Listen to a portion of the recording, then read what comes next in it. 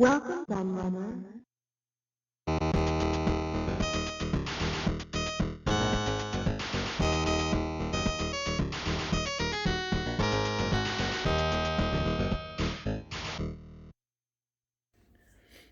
Hello everybody, Kieran aka The Laird here, and I have a returning video for you this week, and it's a long time since I did the originals. So if you've only started following my channel recently, you won't have remembered it, but I did a video looking at tips and cheats books, which are the three you can actually see here on my Pac-Man throw.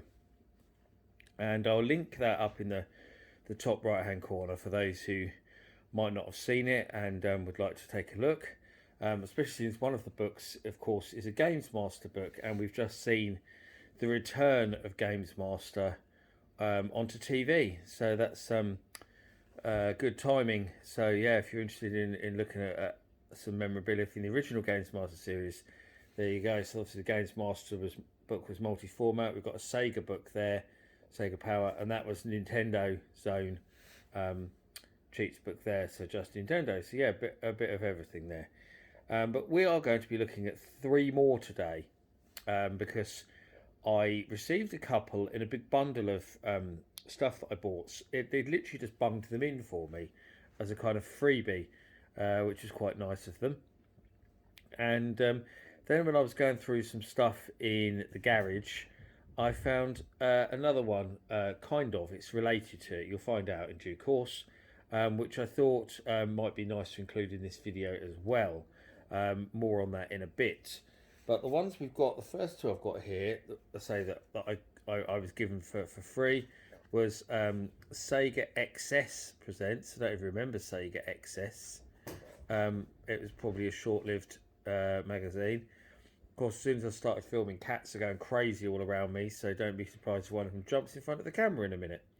So there we go. So it seems to be Mega Drive, Mega CD, Master System, Game Gear. And the other one we've got is Total Tactics, Gamer's Guide. So that's SNES, Game Boy, and NES. So there we go. We've got one Nintendo book and one Sega book. So we'll have a little look through them and see what's in them, see if there's anything interesting. So welcome to the wonderful world of Sega XS, my friend. This is the place where no game is sacred,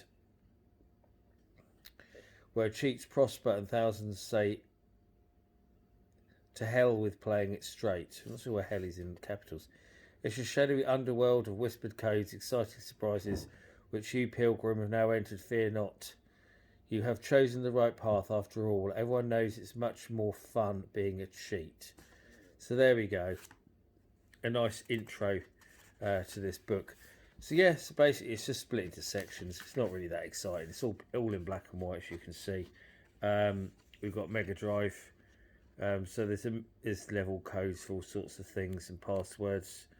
Mega Drive section is pretty big. That takes up the bulk of the book, if I remember rightly. So yeah, so up to page 30 is actually all Mega Drive. Then we've got loads of Mega CD tips and cheats. I've gone past. So not many Mega CD, but unsurprisingly, I think it goes into Master System. I keep skipping past, but it goes to Master System there. Oh. So there we go. Kind of randomly halfway down a page goes to Master System actually, which is probably why I kept missing it when I was skipping through then. And then page 44 we go to Game Gear. Yeah, not a lot to it. So, typical freebie cheats magazine really. It goes back to Master System. Mega Drive and Master System. What is this at the back then? It seems to go back. Is it action replay codes, I'm guessing? Let's have a look. Action replay codes. They're separated out them out in the book. God, who remembers action replay? Buying a cartridge so you could put in these codes to get extra cheats, because it kind of hacked the game to provide cheats that you couldn't have otherwise had. It was a very cool device. I never owned one personally because I wasn't really interested in the whole cheating aspect, and they were quite expensive. I've got one actually for my Mega Drive in the present day, but the only reason I bought it was because it let you play a lot of foreign games that were region locked, and specifically I had a copy of Shanghai 2 The Dragon's Eye for the Mega Drive, and the only way you could play it on a PAL console was by putting in an action replay code. So I literally just bought an action replay just to play that game, which is quite funny, really. But there we go. I mean, action replays can be picked up quite cheaply now. The Sega ones, anyway. Some other systems are actually quite rare. But yeah, the Sega ones are easy to find. I've got a Sega Saturn one actually that only got that so I can play imports, slightly different. Because that was actually very much promoted as a way to play imports, the Saturn one. But that's it really. What does it say on the back? Anything interesting? Paragon Publishing in Bournemouth, which is quite funny because that's where Retro Gamer are, where it's Imagine Publishing were. Now, obviously, they were taken over by Future. So there we go. There's a bit about it. Given away with issue 14, not for sale. There we go. As I said, freebie from a magazine. We'll stick that on the back there. Stick it on that end. And we'll have a look at the Total Tactics one. I'm guessing this is going to be pretty similar. It looks a bit thicker actually. Yeah, this is Future Publishing, of course, still going. Publish Edge and Retro Gamer Magazine, among others. Many others. Biggest magazine publisher in the world, I believe, now. So there we go. This doesn't have the fancy intro bigging it up like the other one does. But it has a contents. It says it's got SNES Tactics, Game Boy Tactics, NES Tactics, Super NES Action Replay Codes, Game Boy Action Replay Codes, Index Notes, High Scores. So that's interesting that it's got high scores in it as well. So yeah, this one is slightly different in that some of the games are screenshots as well. They're only in black and white. At least they made a bit more effort, I suppose, to present it nicely. The text is a lot bigger in this one as well. Not so small. So yeah, split into sections. There's our NES section. SNES Action Replay Codes. So yeah, we've got Action Replay Codes there. Let's look what's at the back.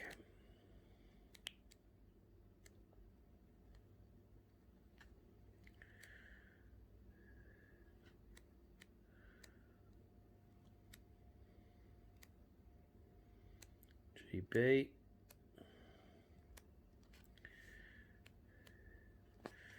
There's the tactics. It's got a list of everything that's in there. At the back, easier to reference. What's this high scores? I want to see what this is. Is it just to write your own? Yeah.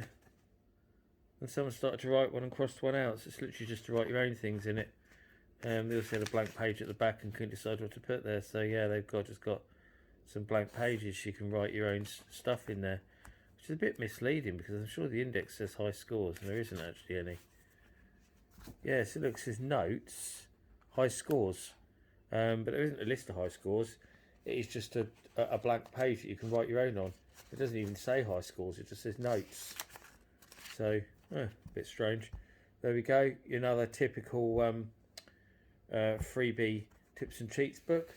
I didn't actually have that many of these back in the day. I know I had a Sega Power one. Probably was that one. I don't 100% remember, but I know I had a Sega Power one because I remember using that. And funny enough, the game I remember using it on was Speedball 2. Because I remember putting in a code so you could go straight into the top league rather than working your way up. And I think it gave you loads of really good players as well, something like that. But I remember doing I'm sure it was Speedball 2 that I used it on. So there we go.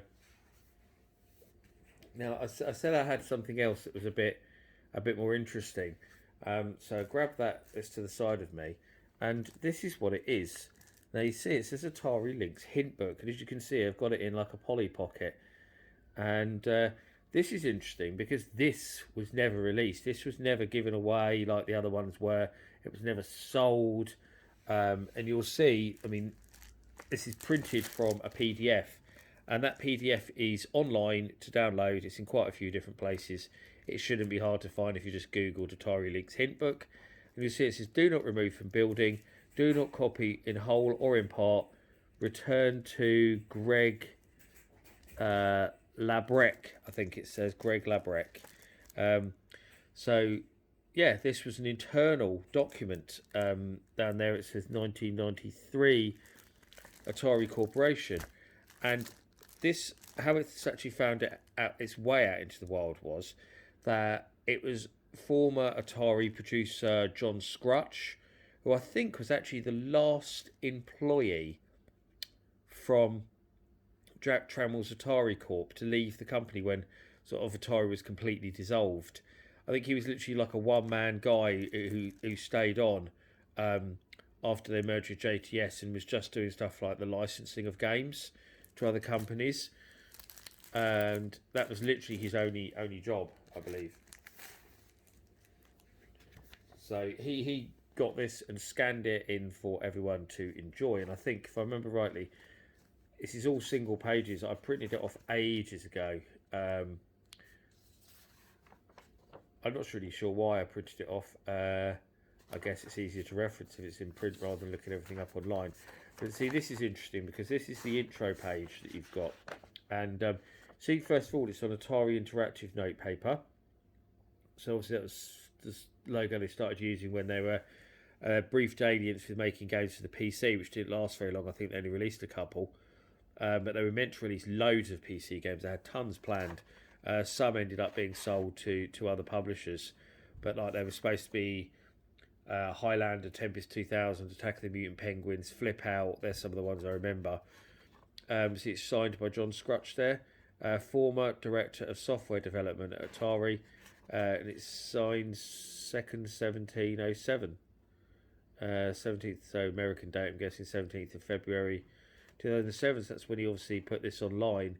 But it says, my name is John Scrutch and I was the Director of Software Development for Atari. I worked for the company from 1982 under Warner Communications until 1998 under JTS Storage. So we go, like I was saying, he was at the company a very long time. All licensing, internal and external development, art, QA, production were all at one time under my control.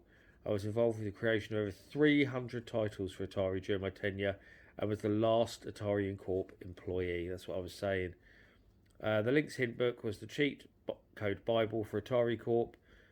After a game was released from the Q&A department, the lead tester wrote up a list of all the cheat codes, hidden items and power-ups in the game. These were given to him by the development team and game producer and were verified in testing. This list was then given to Greg Labrec, who was in charge of game manual production and game magazine liaisons. Greg would carefully dole out only some of the hints to all the gaming magazines for them to publish each month. The hint book contains all of the hidden items for a number of published Lynx games. I rescued the book from being thrown out during the move from 1196 Borregas Avenue to the old B of A building on Matilda Avenue in Sunnyvale, California. So that's pretty cool that he saved it from being destroyed. It was probably the only copy in existence. So yeah, so basically, just to show you, it was obviously on a smaller paper size than this. I've printed it all out in A4, but you can see where it's sort of gone darker. So we've got Lynx general questions and answers. It starts off this. It tells you a little bit about Lynx, who developed it, things like that. So it talks about Epics and Dave Needle and RJ McCall and people like that. What else we got? This is quite interesting. It's just like, you know, what are the differences between the original Lynx, Lynx Classic and Lynx 2. So that lists all the differences. So it goes into hardware as well as games. What are the specifications of the Lynx? So that's there as well. Very, very, very detailed spec for the Lynx. Interesting note, something I noticed there when I was looking down there, is it actually says capability of 480 times 102 artificially high resolution. I remember a few people talking about that and playing with some demos. One was Scott D. Williamson, who programmed Road Blaster, Stun Runner and Tokyo. I remember him talking a little bit about that. but I seem to remember him saying it was really unstable or something like that. So yeah, that's quite interesting that's on there.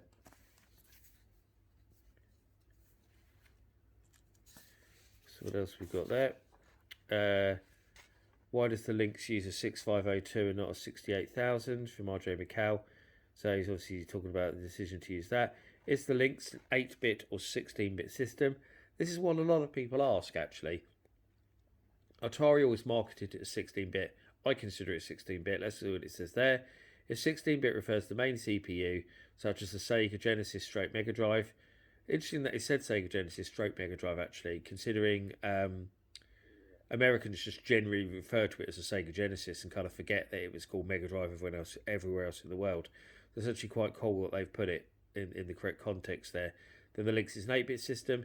If 16-bit refers to the graphics engine, such as the NEC TurboGrafx 16, spelt wrong actually there, PC Engine, then the Lynx is a 16-bit system. So they're saying it's both, basically. Which accessories exist for the Lynx? Is there a TV tuner?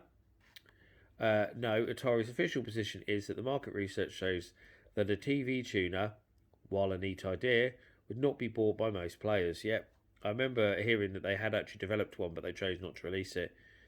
Do all players linked up via comlinks need a copy of the game being played? Yes, all players need a copy of the game card. So there's some stuff about comlinks, what happens if it freezes, fixing scratches on your screen. So there's some really useful information in here, actually. And then it goes into cheats. So obviously this is in alphabetical order. So there we go. It starts off with APB. It tells you how to skip levels. And it goes on like that. So for example, Batman is actually more of a guide to play the games. It's not just cheats. It's actually really useful stuff like the guide to Batman Returns, which is I think is really cool and actually would be quite useful. A lot of people think that Batman Returns is really hard, but once you know how to play the game, it's not as difficult as people make out. So yeah, it's all like that really all the way through. So there's some Blue Lightning level codes. So if you've got a Lynx, I mean, it's well worth downloading. I mean, look at this. This is all the level codes for Chips Challenge. I can't show all of this. I think it's 74 pages long, something like that. It's quite a big old thing. Dracula the Undead, that's another really, really useful one to have. There's a big guide for Dracula like that. Gates of Zendikon.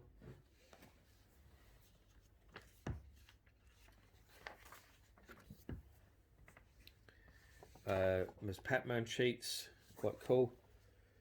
Remember there being cheats actually, so towards the end, we'll just skip ahead a bit. Zalor Mercenary Easter eggs. There's some great ones for Zalor Mercenary actually, really good. And that's it. Actually, I don't know if there is there page numbers? No, there isn't. There is no page numbers, but I seem to remember it being 74 pages, something like that. I was looking online before I did this video, so because if you load I know there's no page numbers on this version that I've got here, the printed version. Obviously, if you load the PDF into the computer, it tells you how many pages are in the PDF. But yeah, that's easy to go and find. I mean, I'm pretty sure I've got it as a download in my Atari Links sector group on Facebook, for example, where John Scrutch is actually a member, the guy who leaked this out. So it's there with his full blessing as well. So it is easy to find. I'm sure it's on lots of other sites if you go looking as well. Like the Atari Gamer site, that specialises in links. I'm sure they've got it available for download there. But yeah, very, very cool thing to have. And if I'd have remembered I had this sooner, I probably would have included it in the links, catalogues and memorabilia video that I did quite recently, because that would have been good to have included in that as well, actually. But that's it really. That's my look at some more tips and cheats books. I hope it brought back some nostalgic memories for you, and I hope you found the Lynx hint book as cool as I did. Something that linked from inside of Atari. yeah, and I thank you for watching as always, and I'll see you for another video very soon. Bye bye.